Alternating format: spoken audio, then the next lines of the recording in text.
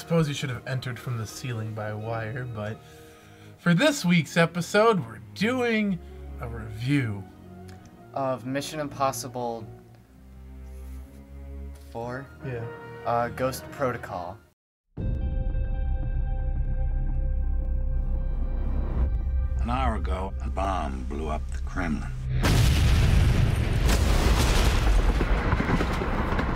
The president has initiated Ghost Protocol.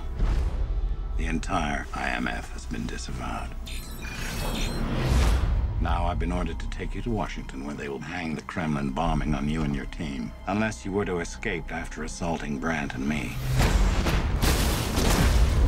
But if any one of your team is caught, they will be branded terrorists, out to incite global nuclear war.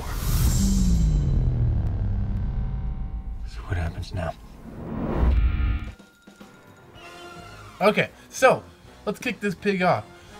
Directed by Brad Bird, his first foray into live-action filmmaking, I'd say it's a success right away. Directors of Ratatouille and Iron Giant and The Incredibles. So he's already got that sort of action-y feel. Even the movies like Ratatouille, which aren't really an action movie, Yeah. he's still got that action feel to it that has that fast-paced action that you're always going for.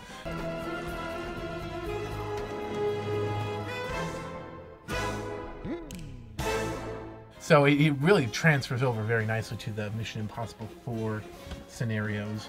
Yeah, the other thing I noticed was in the opening shots, I could already tell, like, Brad Bird's not a director that I know because of his style. Yeah. But I think because it was live action, I could just kind of see, like, his style. When me and Brad went there, I'm all, dude, we have to do the motorcycle ride of Paris. You'll see everything. In there, especially the opening credits. Yeah. How it like, follows this fuse and it goes through, like, A lot scenes of the whole winding movie. following shots. Yeah. It was kind of like, it kind of felt like animation in that sense. Yeah, you could definitely tell it was him behind the helm. And I also thought the movie was just very well directed in terms of Well structured too. I haven't seen the third one, and it's been a while since I've seen the first two, but I'd say best one of the four. Yeah, I mean, I liked the first one. The second one was a little too over the top and ridiculous, and the third one I didn't remember at all, which I felt the same way because of about the Star Trek movie that J.J. Abrams also directed. It's great stuff here. Magic. He just makes really forgettable stuff. Yeah. God, what else is there to say then it's just really good? It was like, I don't know why. Every time I see an action movie of this, I always compare it to GoldenEye. Bang! Gun! I am invincible! I haven't seen that in like 20 years. I think the thing I liked about this movie, despite being like a PG-13 action movie, which nothing is more boring than PG-13 action sequences to me.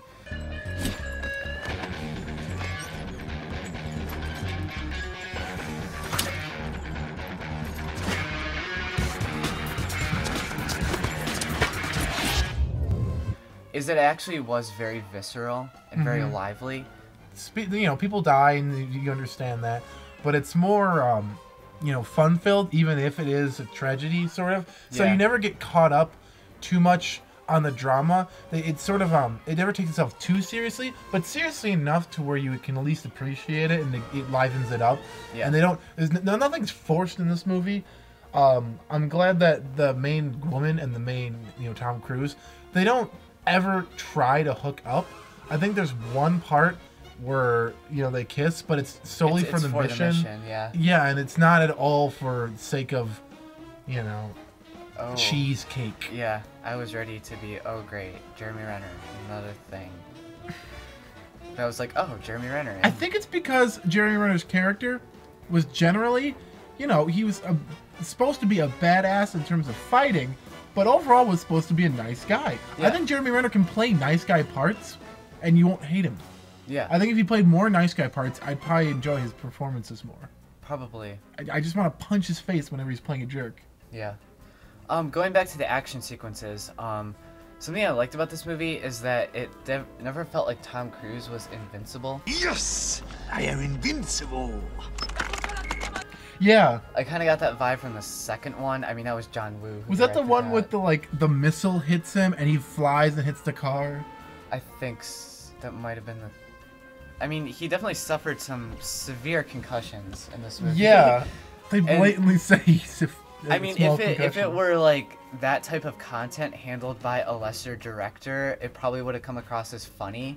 But I think you care enough about him as a character in this movie, so when he does slam his head into something, you're like, oh gosh. Yeah, you kind of feel like you can see he's sort of out of it for a little bit. And there's something about this movie throughout the whole movie. You feel this exhaustion that he feels, and at the end of the movie, he can barely even move. So you really it drives home that point that this whole time it's been exhausting them, all of them, especially Tom Cruise. And it's not an exhausting sort of experience where you're watching it and you get tired of watching it. It's sort of it puts you in the moment, and it makes you feel exhausted in the best way possible. So I didn't really care so much for the villain in this movie because you didn't really ever know his like intention. I mean, you know his intents, what to do with why he's being a villain, but it just kind of comes across as something really stupid that he didn't really think out, and they've kind of played off like, well, he's a professor, he has an IQ of 90 or 190. The other thing, this may be a drawback to some people, I didn't see it so much as a drawback, it just kind of annoying, was the product placement in this movie. I didn't find it too. As long as it's used to make a realistic world, I'm fine with product placement. Yeah. Even if there's a lot of it, as long as it doesn't feel out of place, like, oh guys, let's go to the mission. Yeah. Minor complaint. Yeah, there's not much substantial complaintage in the complaintage department. Truth. Yes. Regret. Mercy. I'm not just okay with this movie. I love this movie, so I know I'd rather have a better word than love, but it's the best I can do it right now. I know there's a lot of stuff coming out now. I mean, like a while ago by the time this hits the internet, which will probably still be in theaters, but don't let this one fly under your radar. Yeah.